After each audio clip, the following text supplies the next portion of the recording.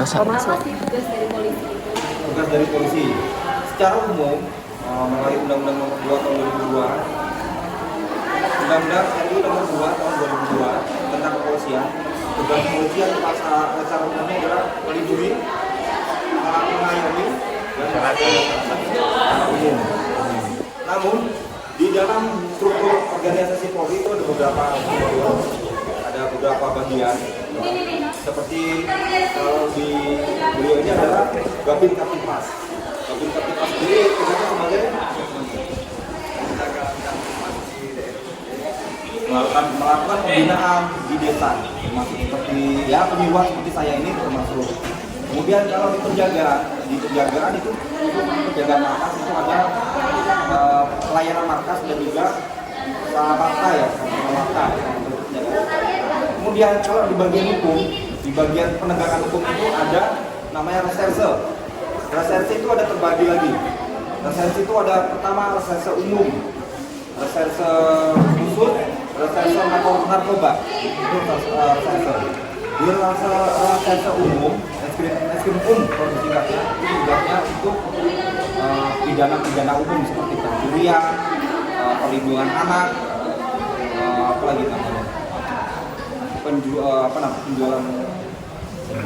penyelundupan orang ya, TPPO, tindak pidana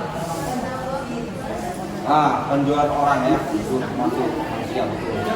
Kalau di khusus, kriminal khusus itu terhadap undang-undang perdagangan ekonomi, kejahatan ekonomi, kejahatan ekonomi, seperti illegal logging, illegal fishing, mining, kemudian illegal oil, kemudian tentang kehutanan, dan itu terbagi lagi semakin banyak. Kalau di narkoba dia khusus untuk narkoba.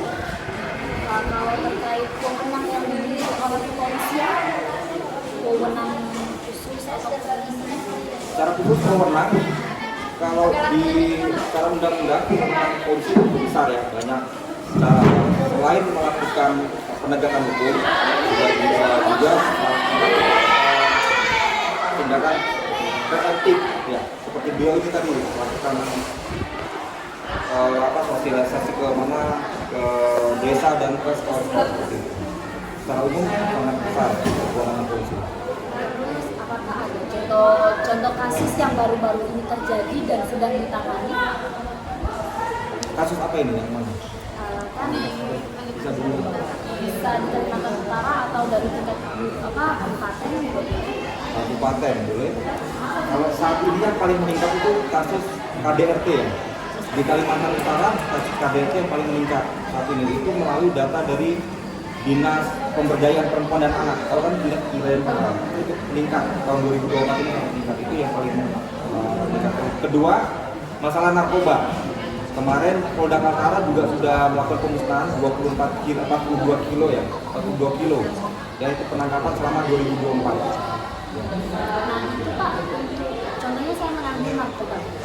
Untuk menangani kasus narkoba itu apa yang perlu dilakukan oleh polisi? Maksudnya dari mulai awal penangkapan, terus setelah itu dibawa lagi ke bidang hukum, itu jaksa menanganinya seperti apa, lantas mau dibawa ke meja hukum, sidangnya seperti apa? Oh, tahapannya? Ya, Jadi tahapannya, kalau kasus narkoba itu pertama pasti dari reserse narkoba melakukan penyelidikan dulu.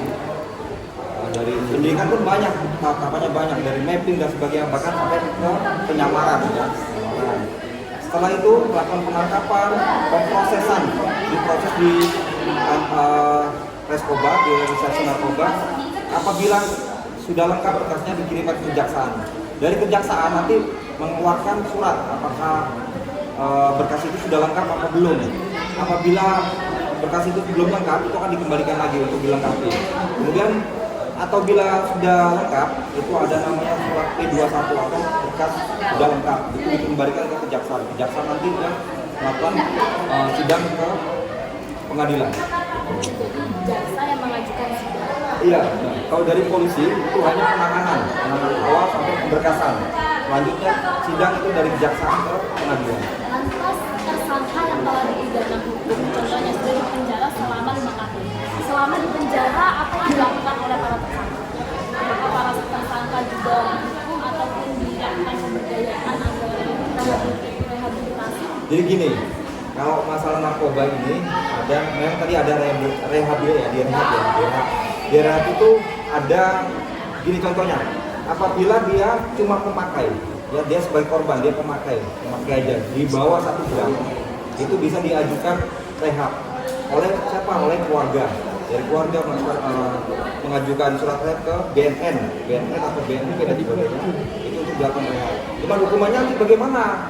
Nah, dari situ nanti hukumannya kita disesuaikan. Apabila dia cuma jadi korban, itu bisa diselesaikan secara kolatif. Nah, saya sering mendengar dari isu-isu masyarakat, banyak masyarakat yang memiliki pedoman seperti ini. Allah nggak apa-apa, kan cuma dihukum 2 tahun, toh di penjara saya juga dikasih makan. Nah, akhirnya bermunculan opini seperti itu membuat masyarakat tidak takut akan hukum. Oke, gini. Kalau undang-undang narkoba, ya undang-undang narkoba ini undang-undang khusus. Dia tidak ada dicampur oleh ekonomi, undang-undang tentang ekonomi atau hukum. Dia khusus. Ancaman hukuman untuk narkoba itu hukuman minimal.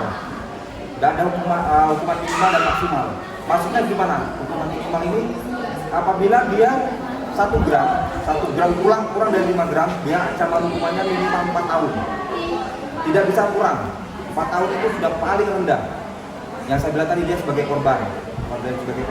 Tapi apabila dia 5 gram atau 5 gram ke atas, itu hukumannya minimal 5 tahun hingga hukuman mati.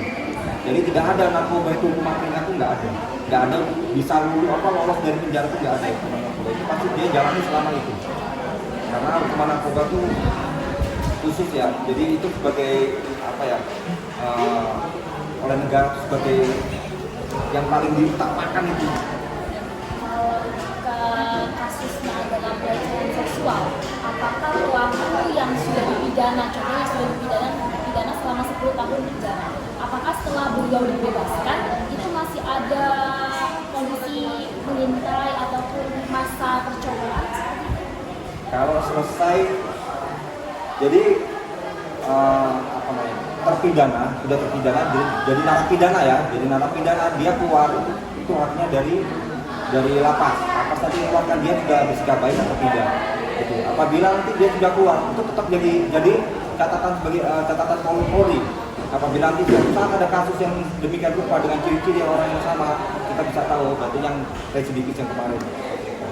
Jadi sifat pengawasannya hanya seperti itu. Jadi kalau dari alur hukumnya pertama ditangani oleh polisi, kemudian polisi mengarahkan ke jaksa ke hakim, setelah itu hakim polisi kembali. Enggak, hakim sudah memutuskan, dia memutuskan hukumannya apakah di penjara atau bebas. Kalau di penjara ya ke lapas, nanti keluarnya dari lapas. Polrinya bagaimana dukung? Mungkin sudah cukup itu yang telah diberikan oleh Bapak. Oke, kita terima kasih juga. Mungkin kami yang lebih berterima kasih karena sudah meluangkan waktu. Kami senang lah, diskusi kayak gini lebih senang lah. Makanya itu saya masuk sosialisasi tadi saya tanya apakah ada pengalaman yang lain, tidak apa-apa ditanya. Jadi saya gitu, itu termasuk bidang saya juga. Terima kasih, mungkin sekian dari kami. Terima kasih atas waktu yang telah Ya, sama-sama. semoga terus dapat berkah dan bisa kami jalankan ke depannya. Amin. Apabila nanti ada yang baik itu disepakati. Terima kasih, Pak. Ya.